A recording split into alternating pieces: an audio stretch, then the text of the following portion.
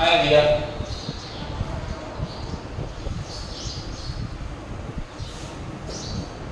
આપણે તું મારો ગુણાંક હું તારો અવયવ એની અંદર હતા. હવે જો આજે આપણે જોવાનું છે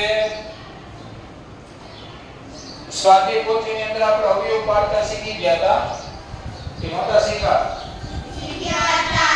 છતાંય જો આમાં તમને આપેલા છે, માનો કે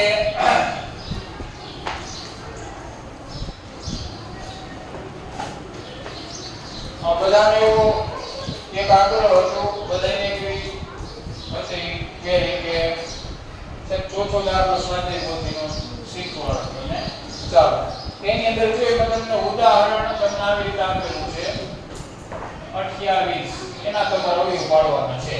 તો હવે ઉદાહરણની અંદર તમને આવી રીતે પાડીને આપેલું છે. જો 28 બરાબર 2 ગુણ્યા 14 બરાબર છે. પછી આ રીતે આપેલું છે, તેથી 28 આ રીતે લખેલું છે અને 2 ગુણ્યા 2 ગુણ્યા 7 અને ત્યાર પછી બીજો આમ દાખલો કરી તમને આપેલ છે 24. હવે તમને એમ થાય કે સાહેબ આ કઈ રીતે દાખલો ચાલુ થયો? રેડી? શું છે ભાઈ? ચાલો જો તો 28 છે આ તમારે અવયવ પાડવાના. અત્યાર સુધી આપણે અવયવ કઈ રીતે ભણ્યા છોકરો ખબર છે? તો માનો કે 28 નો અવયવ તમારે પાડવાના હોય તો તમે આમ કરતા 1 ગુણ્યા 28 28 હે, પછી 2 ગુણ્યા માનો કે 14 કરો તો કેટલા થાય? 28. બરાબર છે. 7 ચોક 28 થાય ને. તો 4 7 28. તો આ રીતે તમે અવયવ પાડતા હતા. પણ આમાં તમને કંઈક અલગ રીતે અવયવ પાડ્યા. અલગ એટલે કઈ રીતે? તો માનો કે વિભાજ્ય સંખ્યા, આપણે વિભાજ્ય વિશે કાલે પણ ભણી ગયા. વિભાજ્ય સંખ્યા કોને કહેવાય એવું આપણે કાલે ભણી ગયા. જેના 2 કરતા વધારે અવયવ હોય ને એને કેવી કહેવાય સંખ્યા? વિભાજ્ય. અને 2 કરતા ઓછી હોય, ઓછી 2 કરતા જે કોઈ પણ સંખ્યાના અવયવ 2 કરતા ઓછા હોય એને કેવા કહેવાય? અવિભાજ્ય. માનો કે હું તમને એમ કહું કે 13, તો 13 ના અવયવ 1 અને 13 2 થાય, 2 થી વધારે ન થાય તો કેવી થઈ ગઈ? અવિભાજ્ય. તો આ 14 છે કેવી થાય? વિભાજ્ય થાય.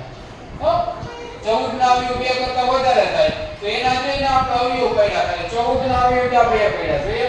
એ તો હતા તમારે 14 એટલે કે 2 ગુણ્યા 14 એટલે 14 થાય થઈ ગયા. પછી માનો કે બીજી રીતે આપણે ગણતો 2 ને પાછા 14 ના અવયવ પાડ્યા. જો 14 ના અવયવ કઈ રીતે પાડ્યા? તો 2 ગુણ્યા 7.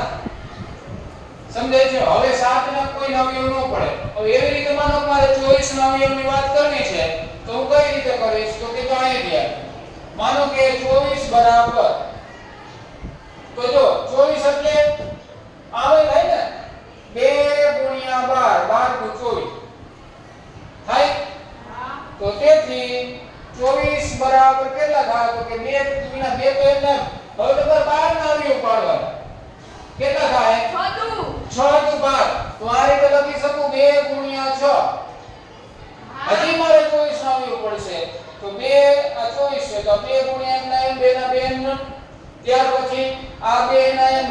હવે 6 ના અવયવ પાડવાના. 3 2 એટલે કે 2 તેરી 6. હવે છોકરાઓના અવયવ પડશે નહીં. તો આ તમારા ફાઇલ ફૂલ એન્ડ ફાઇનલ તમારા અવયવ. તો તમારે સ્વાધ્યાય પોથીમાં આવી રીતે દાખલો લખવાનો થાય. રેડી? એના પછી માનો કે બીજો દાખલો તમને આપેલો છે. કયો છે? તો કે 32. સૌથી અઘરો ચાલો તમને ભણાવું. 80 વાળો દાખલો ભણાવું. 80 વાળો. ચાલો. બરોબર છે? તમને 80 ના અવયવ પાડવાનું કીધું છે. કઈ રીતે? તો કે આ રીતે. તો લખવાના 80 બરાબર આપને ખબર જ છે છોકરાઓ 20 ગુણ્યા 40 કરો ને 40 * 80 થાય. થાય. તેથી 80 બરાબર શું થાય? તો કે બીજું તો 2 તો એમના એમ. પાછા 40 ના અવયવ પાડો તો 20 હા 20 * 40 10 * 20. પછી નિરાત રાખો. ચાલો 2 ગુણ્યા 2 એમને 20 ના અવયવ પાડો તો 2 ગુણ્યા 10 થાય. પાછા 80 તો આ એમને આવશે 2 ગુણ્યા 2 ગુણ્યા 2. પાછા 10 ના અવયવ પાડો એટલે કેટલા થાય? 2 ગુણ્યા 5. પાછા 80 ટાઈમ એમ 2 ગુણ્યા 2 ગુણ્યા 2 ગુણ્યા 2 1 2 3 4. પણ 5 એમને જેમ કઈ થાય નહીં. આ તમારું ફૂલ એન્ડ ફાઇનલ જવાબ. ચાલો આ રીતે તમે કરો. માનો કે ત્રીજો દાખલો કરવો હોય તો ત્રીજો તમે કરી શકો. 81 વાળો કરીને પછી એક સેવા કરો કે ઈ કરે એવું કઈ નથી આપણે. હા હા બોલો.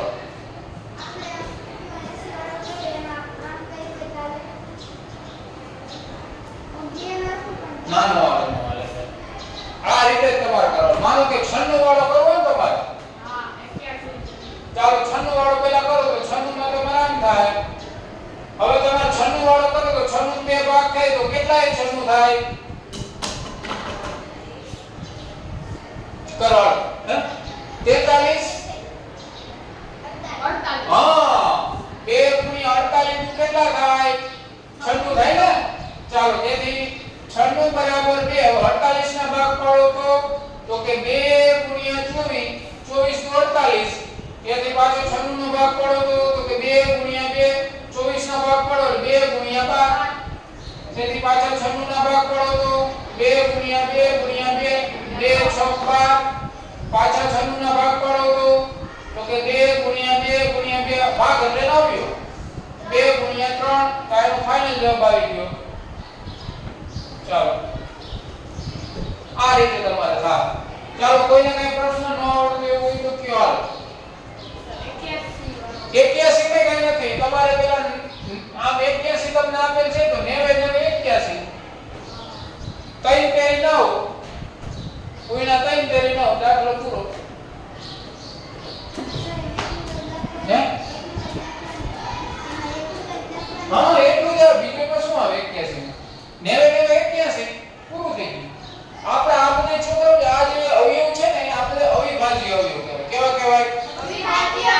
આ છેલ્લો ફૂલ એન્ડ ફાઇનલ જવાબ છે તો કે આમાં કે તમારે જો આના હજી ભાગ ન પડે, આના ભાગ પડે, આના ભાગ પડે, આના ભાગ પડે. તમને ઉદાહરણ એ રીતે જ આપેલું છે. રેડી? તો આ ચોથો દાખલો બધાને આવડશે? સરસ હાલો.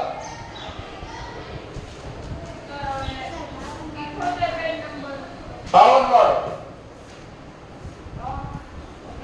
52 છે ને છોકરાઓ 13 ચોક કેટલા થાય? હે 13 ચોક 26 નું 52. કાંઈથી તમે આમ 52 બરાબર લખી શકો. 2 ગુણ્યા 26 પછી આમ કરી શકો. સોરી 2 ગુણ્યા 13 આ પૂરું થઈ ગયા. જવાબ આવી ગયો.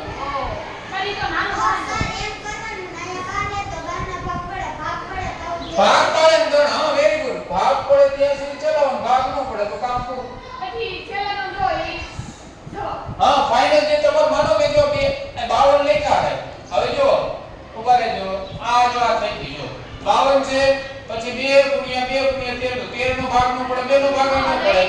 તો આમ જો આમ પાછો ગુણાકાર કરો તો મૂળ સંખ્યા પોતે આવી જાવી જોઈએ. કઈ રીતે? તો કે 13 દુ 26 26 દુ 52. આમ બને કેમ થાય જો 5 દુ 10 10 દુ 20 20 દુ 40 40 દુ 80 2 તેરી 6 6 દુ 12 12 દુ 24. આમાં એમ થાય જો 3 દુ 6 6 દુ 12 12 દુ 24 24 દુ 96.